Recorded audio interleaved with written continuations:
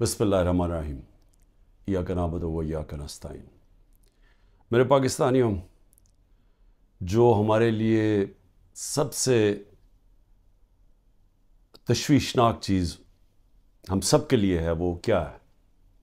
12 لاکھ پاکستانی جب سے یہ حکومت آئی ہے ملک چھوڑ کے چلے گئے۔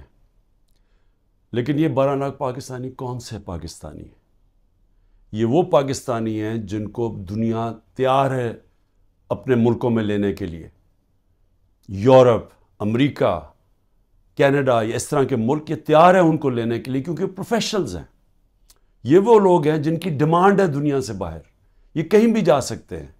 اور یہ کیونکہ یہ پروفیشنلز ہیں، ان کی کوئی ڈاکٹرز ہیں، کوئی اب لسٹ ہے پوری، کوئی انجینئرز ہیں، یعنی وہ لوگ جو ایک معاشرے کو آگے بڑھاتے ہیں، جو ایک معاشرے کی ترقی کے اندر پورا حصہ لیتے ہیں، وہ لوگ ہیں جن کو اس ملک کی بہت ضرورت تھی۔ اب وہ چھوڑ کے چلے گئے۔ 12 لاکھ لوگوں کا جانا صرف یہی نہیں کہ یہ وہ لوگ ہیں جن کو آرام سے ویزا بھی مل گیا، ان کو آرام سے ان کو نوکریاں بھی باہر مل گئی۔ یہ وہ لوگ ہیں جو پھر اپنا پیسہ بھی باہر لے کے گئے ہوں گے، کیونکہ خالی ہاتھ تو نہیں جانا تھا، تو انہوں نے پھر یہاں سے روپیوں کو ڈالرز میں کنورٹ کیا اور پھر ڈالرز باہر لے کے گئے۔ تو سوچیں کہ اس کی کتنا نقصان ہوا ہوگا پاکستان کو۔ اب یہ سوچیں کہ یہ کیوں ہو رہا ہے، کیوں لوگ چھوڑ کے جا رہے ہیں۔ وہ لوگ، پھر سے میں کہتا ہوں، کہ جو ایک ملک کی ترقی کی بنیاد رکھتے ہیں وہ جا رہے ہیں۔ وہ اس لیے جا رہے ہیں کہ ان کی امید ختم ہو گئی ہے ملک سے۔ یہ امید کیوں ختم ہوئی ہے؟ یہ امید اس لیے ختم ہوئی ہے کہ جو 30 سال سے اس ملک کو تباہی کے اندر جن کا پورا ہاتھ تھا، جو چوری کر کر کے ملک کا پیسہ منی لانڈر کر کے باہر لے کے جا رہے تھے، جن کے اوپر کرپشن کے کیسز کے اوپر کتابیں لکھی ہوئی تھیں، جن کی دنیا کے باہر ان کے اوپر ڈاکیومنٹریز، 2 BBC کی ڈاکیومنٹریز بنی تھی، جن کے اوپر باہر کے اخباروں کے اندر ان کی چوری کا لکھا ہوا تھا، اور کتابیں 3-4 کتابیں ہیں جو لکھی گئیں، جس میں کیپٹلزمز ایکلیز ہیل، ایک ریمنڈ بیکر کی کتاب، اس کے اندر لکھا ہوا ہے کہ ان کے جو پہلے دور میں 90 کی دہائی میں انہوں نے کتنا پیسہ چوری کیا تھا اور ملک سے باہر لے کے گئے تھے۔ تو یہ وہ 2 مافیاز، ان کو اوپر آ کے بٹھا دیا۔ لوگوں نے تھوڑی دیر سوچا کہ چلیں جی ٹھیک ہے، الیکشن آئے گا تو ہم ان کو اپنا، تب ان کے خلاف کھڑے ہوں گے۔ پھر جب انہوں نے دیکھا کہ پولیٹیکل انجینئرنگ ہو رہی ہے یہاں، اور جو ملک کی اسٹیبلشمنٹ ان کے ساتھ کھڑی ہو گئی ہے، اصل مایوسی تب ہوئی ہے کہ وہ لوگ جو یہ سمجھتے تھے کہ اس ملک کی اسٹیبلشمنٹ چلے جیسی بھی ہے، اس نے غلطیاں کی ہوگی، مارشل لا لگے ہوں گے، لیکن وہ ملک کا سوچتی ہے، کیونکہ ان کا جینا مرنا پاکستان میں، ان کے انٹرسٹ پاکستان میں۔ تو جب وہ ان لوگوں کے ساتھ کھڑی ہو گئی اور پولیٹیکل انجینئرنگ شروع کر دی ان لوگوں کو پھر سے جتانے کی، اور مایوسی تب چھائی، نا امیدی اور مایوسی کب چھائی کہ جب انہوں نے تماشا دیکھا کہ جو ملک کی سب سے بڑی پارٹی ہے، 70% سے زیادہ جس کی ایکسیپٹیبلٹی آج پاکستان میں ہے، ساری سرویز کہہ رہی ہیں کہ یہ پارٹی جیتے گی اور قوم اس کے ساتھ کھڑی ہے، 37 میں سے 30 بائی الیکشن یہ جیت جاتی ہے پارٹی، اس کے باوجود کہ اسٹیبلشمنٹ ان کے ساتھ کھڑی ہوتی ہے، اس کے باوجود عوام بتا دیتی ہے کہ وہ کیا چاہتی ہے۔ جب وہ دیکھتے ہیں کہ اس پارٹی کو کرش کرنے کی کوشش کی جا رہی ہے، اس کے اوپر ہر حربہ استعمال کیا جا رہا ہے، پورا 9 مئی کا ڈرامہ جو انشاءاللہ مجھے کبھی بھی موقع ملا میں ثابت کروں گا کہ وہ سارا ڈرامہ کیا گیا تھا پی ٹی آئی کو کرش کرنے کا۔ اس کا کوئی مقصد یہ نہیں تھا کہ انہوں نے کوئی غدار پکڑنے تھے، یعنی یہ خیر اب تو ہمارے پاس ایویڈنس بھی آ گئی ہے، وہ جب موقع ملے تو ہم بتائیں گے کہ کیسے پری پلان کر کے اور پھر ایک ٹریپ کرنے کی کوشش کی گئی ہے پارٹی کو، اور پھر ورکر سارے ہزاروں ورکر اندر ڈال دیے، سینئر لیڈرشپ اندر ڈال دی، پھر وہ جو باہر نکلتا تھا صرف کہ میں جی پارٹی چھوڑ رہا ہوں تو وہ باہر نکل سکتا ہے، اور پھر یہ بتایا گیا کہ یہ فوج کے خلاف ہے، یعنی تحریک انصاف فوج کے خلاف ہے۔ کون اپنی فوج کے خلاف ہوگا؟ اچھا، اور کون اپنی فوج کے اوپر حملہ کرے گا؟ کوئی جیت سکتا ہے اپنی فوج کے اوپر حملہ کر کے؟ کیا وہ نہتے لوگ اور وہ جو عورتیں ہیں جو ابھی بھی پکڑی ہوئی ہیں عورتیں، کیا ان کے ذریعے ہم نے حملہ کرنا تھا فوج کے اوپر؟ تو یہ پورا ایک پلان، ایک پروپیگنڈا کیمپین، میڈیا کا منہ بند کیا گیا، میڈیا کے اندر پوری ایک کیمپین چلائی گئی اور لوگوں کو یہ بتانے کی کوشش کی گئی کہ یہ دیکھیں جی کتنے برے لوگ ہیں، یہ ملک کے غدار ہیں. جس طرح کے لوگوں کو نہیں پتا کہ جو اوپر بٹھائے ہوئے ہیں وہ کون ہیں. یا تو لوگ بھیڑ بکریاں ہیں کہ ان کو پتہ ہی نہیں کہ اوپر کون بیٹھے ہوئے ہیں. کیا ان کا لوگوں کو 30 سال سے نہیں دیکھ رہے؟ کیا وہ لوگ جو ملک کا پیسہ چوری کر کے باہر لے کے جاتے ہیں اور جن کے بڑے بڑے محلات ہیں، جن کا بڑا اچھا رہن سہن ہے، جن کی بزنسز ہیں، جو بچے باہر ہیں، علاج باہر ہیں، چھٹیاں باہر ہیں، کیا وہ ملک سے زیادہ پیار کرتے ہیں؟ لیکن وہ لوگ جن کا جینا بھر رہا پاکستان میں وہ غدار ہے. تو کیا یہ قوم مان لے گی؟ اور مایوسی اس لیے کہ پولیٹیکل انجینئرنگ کی جا رہی ہے پی ٹی آئی کو کرش کر کے کہ یہ لوگوں کو پھر سے لے کے آئیں. اور پھر یہ جو نئے کوششیں ہو رہی ہیں کہ جی نئی پارٹیز بنائی جا رہی ہیں اور پی ٹی آئی کے لوگوں کو ادھر دھکیلا جا رہا ہے، کیونکہ انہیں یہ پتہ ہے کہ پی ٹی آئی کے لوگوں نے ان دونوں پارٹیز کو تو پاس جانا نہیں، کیونکہ سب کو پتہ ہے ان کا ووٹ بینک ہی نہیں ہے. تو پھر پی ٹی آئی کا کوئی جی یہ جو آج نئی بھی پارٹی بنی ہے اور پھر اس سے پہلے بھی کہ پی ٹی آئی لوگوں کو وہاں دھکیلا جائے.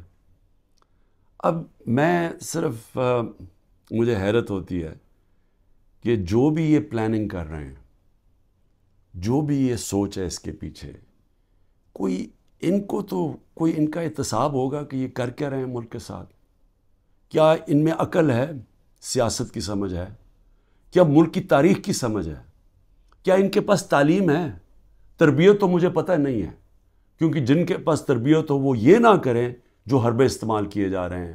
لوگوں کے گھر توڑے جا رہے ہیں، بچوں کا نہ دیکھتے ہیں، نہ بوڑھوں کا دیکھتے ہیں، بزرگوں کا نہیں دیکھتے، عورتوں کا نہیں دیکھتے، بزنسز بند کر رہے ہیں، ہر قسم کی بلیک میل کی جا رہی ہے جو پاکستان کی تاریخ میں کوئی تصور بھی نہیں کر سکتا یہ ہو سکتا ہے.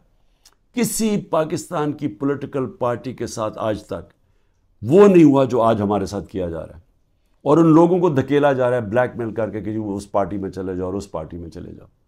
اور لوگوں کی شکلیں دیکھیں جو جا رہے ہیں ان پارٹیز میں، وہ ایسے لگ رہا ہے کہ جیسے لوگوں کو دھکیل رہے ہیں پھانسی دینے کے لیے، یعنی وہ اپنی خودکشی کرنے جا رہے ہیں. یہ ایسے لگ رہا ہے، وہ خوشی سے نہیں جا رہے. جب لوگوں کو لے کے اس طرح لے کے جا رہے ہیں بلیک میل کر کے، زیادہ تر بلیک میل کر رہے ہیں، اور ان ساروں کو کئی تو دو تو میں دیکھ رہا تھا جیل سے سیدھا وہاں لے گئے ہیں. تو وہ کیوں اس طرح ان کی شکلوں میں خوشی کیوں نہیں ہے؟ کیونکہ ان کو پتہ ہے کہ ان کی سیاسی موت ہے. ان کو پتہ ہے کہ پبلک نے ان کو ووٹ نہیں کرنا. اور اگر کسی کو شک ہے تو یہ انشاءاللہ جب بھی، اب تو الیکشن لگ رہا ہے کہ انشاءاللہ ہو ہی جائیں گے، وہ جب بھی الیکشن ہوں گے تو آپ کو نظر آ جائے گا کہ لوگوں نے ووٹ کس کو ڈالنی. لیکن میں تو وہ سوچ رہا ہوں کہ کیا لوگوں کو جو یہ کر رہے ہیں پیچھے بیٹھ کے، جو برینز بیٹھی ہوئی ہیں، کیا ان کو سمجھ نہیں آ رہی کہ گراؤنڈ کے اوپر سچویشن ہے کیا آج پاکستان میں؟ کیا ان کو یہ نہیں پتا کہ یہ پہلی دفعہ 1970 کے بعد پاکستان میں یہ ماحول بنا ہے کہ نظریہ، پہلی دفعہ نظریاتی پولیٹکس ہو رہی ہے. ووٹر نے نظریے کے اوپر ووٹ ڈال لی ہیں، شخصیتیں ختم ہی ہو گئی ہیں. آپ جو مرضی کر لیں کہ جتنے جو 1970 میں کیا ہوا تھا، بڑے بڑے نام تھے، ایسے نام تھے کہ انہوں نے کہا ہمیں کیمپین کرنے کی ضرورت نہیں ہے 1970 میں. تو ایک دم نظریہ ویسٹ پاکستان میں آیا اور 84 سیٹیں جیت گیا 137 میں سے ذوالفقار علی بھٹو. لیکن اس سے بڑا جو سیلاب آیا وہ اس پاکستان میں آیا. میرے خیال میں 168 میں سے 162 سیٹیں جیت گیا مجیب الرحمان. اور وہ کیا چاہ رہا تھا؟ انصاف چاہ رہا تھا. وہ بھی حقیقی آزادی کی بات کر رہا تھا. وہ بھی یہ کہہ رہا تھا کہ ہمیں جو ہمارا حق ہے وہ نہیں مل رہا، ہم آزاد نہیں ہیں. جو کہ آج یہ 27 سال سے تحریک انصاف کہہ رہی ہے، انصاف کی تحریک، کہ انصاف انسانوں کو آزاد کرتا ہے. تو وہ بھی یہی کہہ رہا تھا. وہ اس وقت پاکستان سے علیحدہ نہیں ہونا چاہتا تھا. اس کے آپ پڑھ لیں 6 پوائنٹس، وہ صرف انصاف چاہ رہے تھے. اور جو ہوا اس کے بعد وہ یہی ہوا کہ مس ریڈ کیا گیا، مس کیلکولیشن ہوئی، صحیح معنی میں جائزہ نہیں لے سکے ایک سچویشن کا، سیاسی سچویشن کا، اور ملک ٹوٹ گیا. آج پھر وہی ہو رہا ہے. یہ جو بنائے جا رہے ہیں لوگوں کو، اور یہ جو پارٹیز بنائی جا رہی ہیں، اور یہ جو لوگوں کو دھکیلا جا رہا ہے، اور جو ہمارے لوگوں کو توڑا جا رہا ہے، تو یہ کیا یہ سمجھ نہیں آ رہی کہ گراؤنڈ کے اوپر سچویشن وہ 1970 والا ہے؟ نظریہ کی پولیٹکس آ گئی ہے پاکستان میں. کیا یہ بائی الیکشن پہ نہیں نظر آیا کہ قوم نے کیسے لوگ نکلے ہیں، اور پہلی دفعہ sitting government back by the establishment وہ ہار جاتی ہے؟ تو ادھر نہیں اندازہ ہوا کہ کس طرف قوم جا رہی ہے، وہ اس سے اور زیادہ آگے نکل گئی ہے. میرا یہ تجزیہ ہے. وہ آدمی جس نے زیرو سے پولیٹکس شروع کی، زیرو سے، کوئی میرے باپ دادا کوئی پولیٹکس میں نہیں تھا، میں نے زیرو سے ایک پارٹی بنائی، اور آہستہ آہستہ آہستہ کوئی شارٹ کٹ نہیں لیا. حالانکہ مجھے جنرل مشرف نے آفر بھی بڑی آفر کی تھی جب میں اپنی ایک ہی سیٹ جیتا تھا کہ ان کے ساتھ مل جاؤ. کوئی شارٹ کٹ نہیں لیا، بڑا لمبا راستہ لیتے لیتے پارٹی بنائی، اور وہ پارٹی بنتی بنتی پاکستان کی سب سے بڑی پارٹی بن گئی. تو مجھے تو سب سے زیادہ اندازہ ہے جو کسی کو نہیں ہے پاکستان میں، کسی کا وہ تجربہ ہے ہی نہیں جو میرا ہے، کیونکہ یہاں تو ساری بنی بنائی پارٹیز کا حصہ تھا، یا کسی کا باپ تھا، یا کچھ تھا، یا نانا تھا، یا ماں تھی پولیٹکس میں، یا کوئی لیڈر تھے. یہ تو اس طرح بنے، یا وہ جنرل ضیاء نے اور جنرل جیلانی نے شفقت کر دی بہت بڑی ایک بزنس مین کے اوپر، اور وہ پولیٹیشین بن گیا، اور اب اس کے بچے تیار ہو گئے ہیں سارے. لیکن انہوں نے کوئی خود تو پارٹی نہیں بنائی، انہوں نے خود تو زیرو سے کوئی پارٹی نہیں بنائی. تو میں آج آپ کو کہہ رہا ہوں کہ عوام جدھر کھڑی ہے، یہ جو بھی حرکتیں کر رہے ہیں، اس سے صرف نفرتیں بڑھ رہی ہیں. اس سے کوئی الیکشن کے اوپر جو بھی کیلکولیشن ہے یہ غلط ہونے والی ہے. یہ جیسی جب الیکشن اناؤنس ہوں گے، پلان بنا ہوا ہے عمران خان کو ڈسکوالیفائی کرنا، بڑی تیزی سے کیسز آگے بڑھائے جا رہے ہیں، اور بڑی کسی تیزی سے کہ کسی نہ کسی طرح اس کو ڈسکوالیفائی کرو اور یا اس کو جیل میں ڈالو. اور وہ میں تیار ہوں اس کے لیے. مجھے پتہ ہے کہ میں نے اپنی ساری پارٹی کو بتا دیا کہ یہ اگلے ہفتے سے پوری تیاری کر لو کہ میں آپ کے ساتھ نہیں ہوں گا، تو اس کی بھی میں تیاری کر رہا ہوں. لیکن میں کچھ اور کہہ رہا ہوں، کیا اس سے یہ پولیٹیکل انجینئرنگ کامیاب ہو جائے گی؟ میرے خیال میں اتنا زیادہ دھاندلی کرنی پڑے گی کہ سارا الیکشن کا پروسیس ہی ختم، ڈسکریڈٹ ہو جائے گا. جس طرح وہ سندھ میں الیکشن کرواتا ہے وہ زرداری، وہ الیکشن تو ہوتا ہی نہیں ہے، پولیس پوری پکڑ کے لوگوں کو اندر ڈال رہی ہے. باقی جو یا پیسے دے کے خرید لو اور یا پھر جیل میں ڈال دو، اور اس کے بعد الیکشن کروا دو. یہ تو الیکشن نہیں ہے، یہ تو جو لوکل گورنمنٹ الیکشن یا بائی الیکشنز میں، تو جو اصل الیکشن ہے پاکستان کا، اور 25 کروڑ لوگوں کا الیکشن ہے، اگر یہ الیکشن ٹھیک نہ کروایا گیا، اس کے اپنے اثرات ہیں. وہ اور ڈی اسٹیبلائز کرے گا. اس ملک کے اندر سیاسی استحکام آئے گا ہی نہیں، اور جب تک وہ نہیں آئے گا تو میں بار بار کہتا گیا تو معاشی استحکام نہیں آ سکتا. تو ہم تو اور ڈوبتے جائیں گے، جو قرضوں کے اندر ہم ڈوبتے جا رہے ہیں. آمدنی سکڑتی جا رہی ہے، قرضے بڑھتے جا رہے ہیں، قیمتیں بڑھتی جا رہی ہیں، لوگ غربت کی لکیر سے نیچے جا رہے ہیں، بے روزگاری بڑھتی جا رہی ہے. تو ہم تو اس طرف جا رہے ہیں. تو وہ تو تب ہی ٹھیک ہوگا جو کہ صرف صاف اور شفاف الیکشن سے ملک بچ سکتا ہے. لیکن اسٹیبلشمنٹ دوسری طرف لے کے جا رہی ہے. چھوٹی چھوٹی پاکستان میں پارٹیز چھوٹی چھوٹی لے آئیں.